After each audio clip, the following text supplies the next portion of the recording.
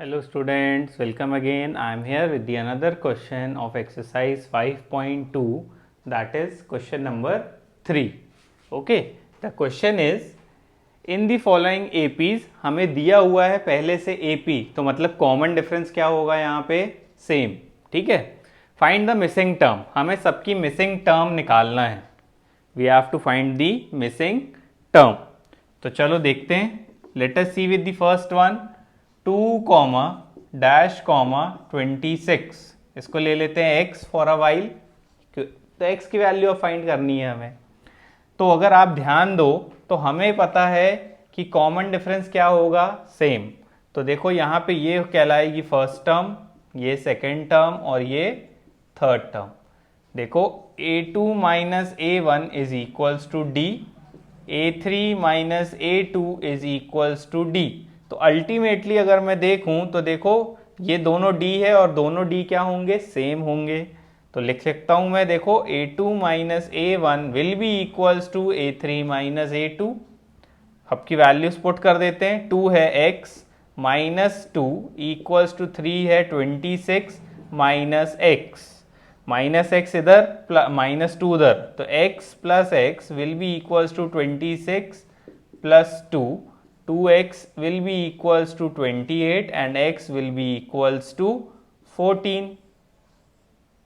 x कितना आ गया 14. तो ये फिलिंग द ब्लैंक्स हो गया एक. Let us see with the next one. ठीक है, चलो यहीं कर लेते हैं.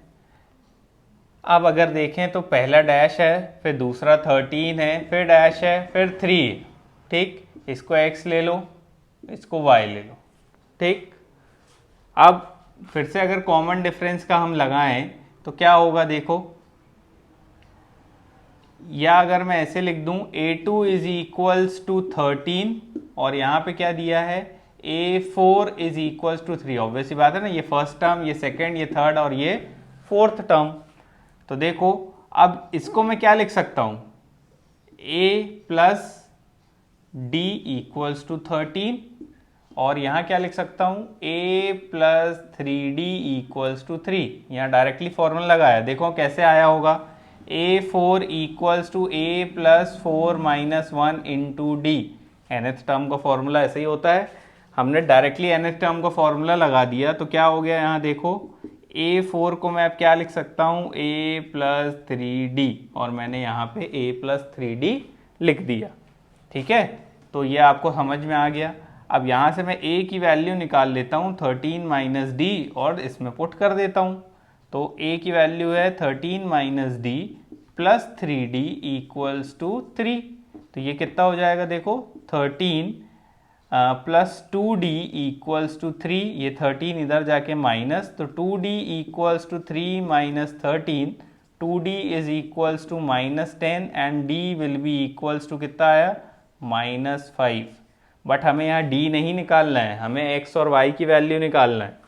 ठीक है, अब ये d मिल तो गया है, d मिल गया है, तो d को मैं यहाँ पुट करके a निकाल लेता हूँ. a is equals to 13 minus D, a is equals to 13 minus of minus 5. a will be equals to 13 plus 5. a कितना आ गया 18. अब देखो 18 हमें पता चल गया a, तो अल्टीमेटली ये x की वैल्यू कितनी हो गई होगी 18. अब सब कुछ पता चल गया तो देखो मैं डायरेक्टली निकाल सकता हूँ कि नहीं. हमें पता है थर्ड टर्म निकालना है, we have to find the third term. और थर्ड टर्म कैसे होती है, सेकेंड टर्म प्लस डी.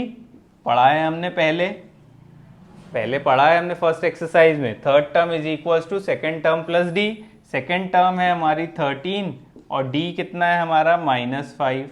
तो कितना हो गया 13 minus 5, that is ultimately equals to how much, a3 कितना हो जाएगा, 13 में से 5 गया, दैट इज 8.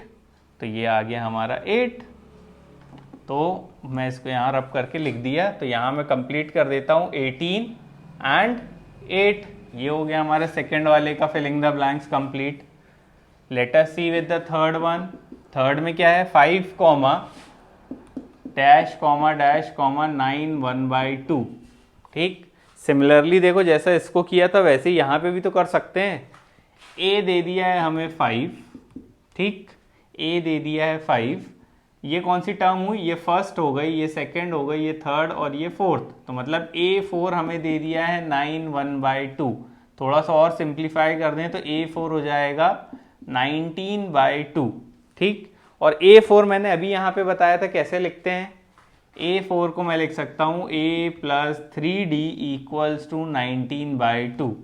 ठीक, A की वैल्यू हमें पता है 5, यहाँ पुट करके सॉल्व कर लेते हैं। 5 + 3D = 19/2, 5 को यहाँ ले जाके सॉल्व करते हैं।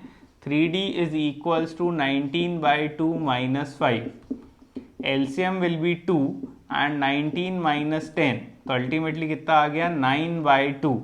3D = 9/2, D = 9/2 × 3, 3 1 and 3 3, तो D की वैल्यू कितनी आ गई 3/2। अब D मिल गया है हमें क्या मिल गया D की वैल्यू मिल गई है। तो अब हम तो सारी वैल्यूज निकाल सकते हैं। कैसे, सेकेंड टर्म कैसे निकलती है, first term plus D, first term है हमारी 5 + 3/2, कितना आएगा देखो, LCM will be 2 and 10 + 3 that is ultimately 13/2, ये आ गई 13/2।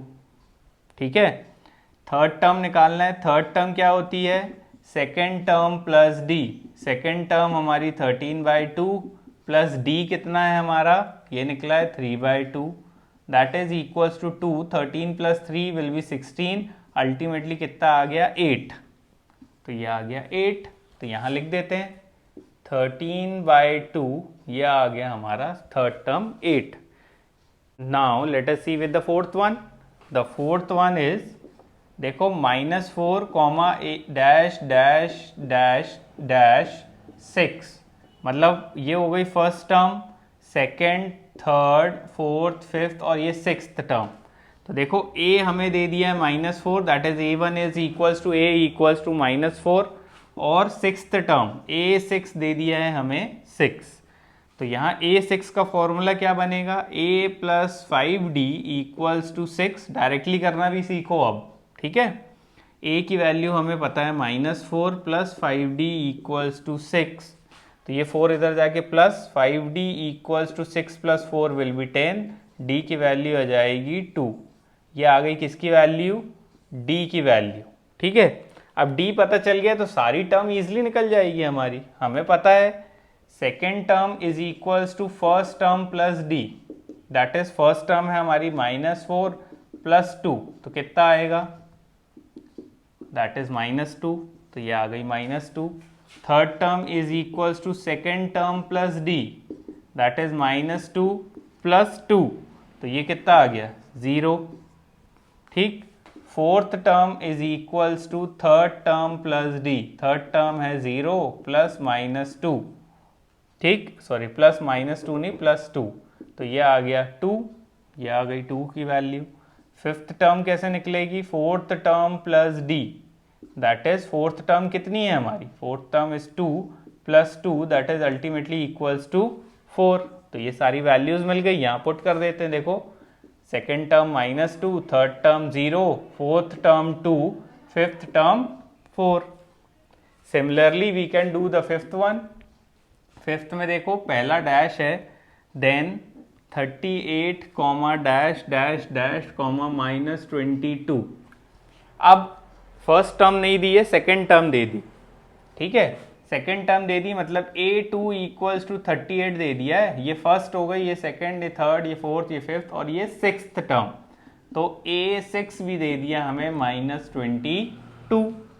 अब सॉल्व कर लेते हैं। देखो A2 को लिख सकते हैं A + D = 38 एंड A6 को लिख सकते हैं A + 5D = -22।